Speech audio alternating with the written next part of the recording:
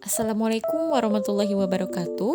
Perkenalkan, nama saya Akmalul Zarota Firdaus dari jurusan Magister Pendidikan dengan NIM 23080467071. Baiklah, di sini saya akan meresum buku yang berjudul The 7 Habits of Effective People, di mana buku ini merupakan buku pengembangan diri yang klasik yang membahas kebiasaan-kebiasaan yang dapat membantu seseorang mencapai kesuksesan secara pribadi dan profesional. Selain itu, di dalam buku ini juga sangat terkenal dalam literatur pengembangan diri karena buku tersebut membahas tentang 7 kebiasaan yang dapat membantu seseorang menjadi lebih efektif dalam hidup dan bekerja. Dari yang saya baca dari buku tersebut, dapat diambil 7 kebiasaan-kebiasaannya. Di antaranya yaitu yang pertama itu ada be proaktif atau berpikir proaktif. Berpikir proaktif itu maksudnya di dalam buku ini disebutkan bahwa berpikir proaktif itu yaitu dengan mengambil inisiatif untuk mengendalikan kehidupan kita dan merespon situasi dengan cara yang produktif. Jadi setiap menjumpai masalah itu meresponnya dengan situasi dan cara yang produktif. Begitu. Nah, terus yang kedua itu be kind with the end in mind, yaitu artinya mulailah dengan akhir dalam pikiran. Nah, yang dimaksud di sini dengan mulailah dengan pikiran akhir dalam pikiran itu membuat visi yang jelas tentang kehidupan atau tujuan dalam hidup dan bekerja menuju tujuan-tujuan tersebut. Jadi menyebutkan visi maupun misi hidup kita. Jadi kita mempunyai tujuan hidup yang jelas dan senantiasa berkembang demi tercapainya visi dan misi tersebut. Terus poin yang ketiga itu ada di buku disebutkan put first thing first, yaitu artinya prioritaskan yang utama. Maksudnya prioritaskan yang utama di sini yaitu mengidentifikasi apa yang paling penting dalam hidup kita dan mengatur waktu dan energi.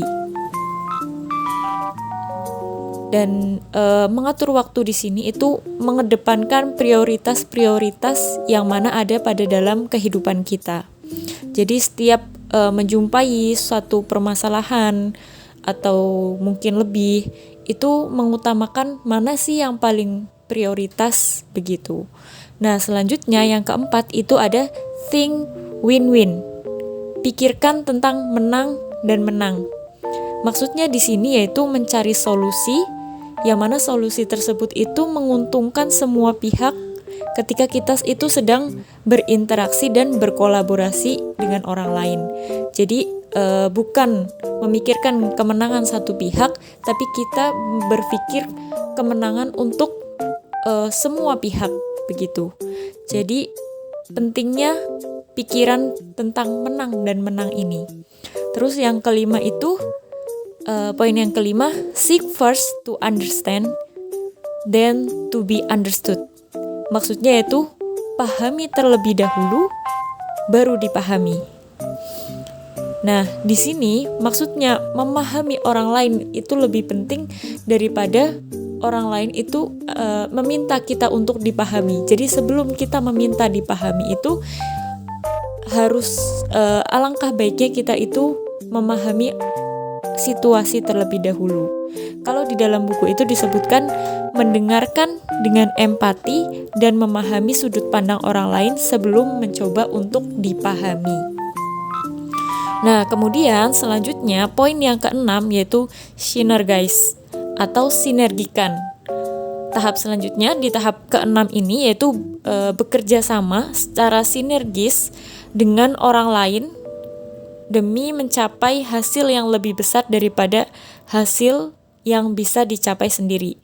Misalkan diri kita itu kalau dicapai dengan pencapaian diri sendiri itu kurang maksimal, sementara dengan orang lain lebih, mungkin pencapaiannya lebih daripada pencapaian sendiri, nah itu perlunya kita bersinergi dengan orang lain. Selanjutnya di tingkat yang ketujuh itu ada serpent the sow, yaitu asah gergaji. Maksudnya yaitu terus mengembangkan diri secara pribadi dan profesional melalui pembelajaran dan peremajaan secara teratur. Jadi senantiasa menggali potensi-potensi yang ada di diri kita, dikembangkan secara pribadi maupun dan secara profesional dengan melalui pembelajaran. Jadi senantiasa belajar dan belajar. Itu yang dimaksud dengan asah gergaji. Jadi yang dapat saya simpulkan dari 7 poin ini bahwa buku ini itu sangat memberikan panduan yang berharga bagi banyak orang, di mana orang tersebut itu dapat mencapai keberhasilan dan keseimbangan dalam hidup mereka. Itu resume dari saya, buku yang berjudul The 7 Habits of Effective People. Cukup sekian dari saya. Kurang lebihnya mohon maaf. Wassalamualaikum warahmatullahi wabarakatuh.